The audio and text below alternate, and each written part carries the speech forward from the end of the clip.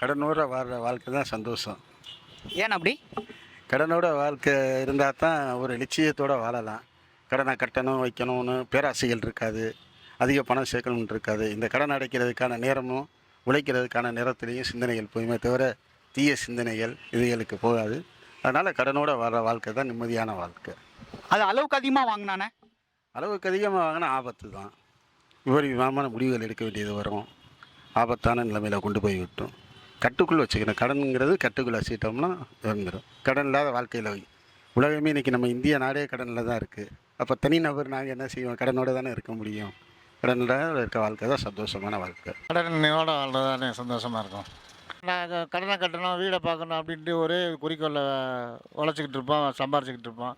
கடன் இல்லாட்டா சில தேவையில்லாத பழக்க வழக்கங்கள்லாம் வந்து சேரும்.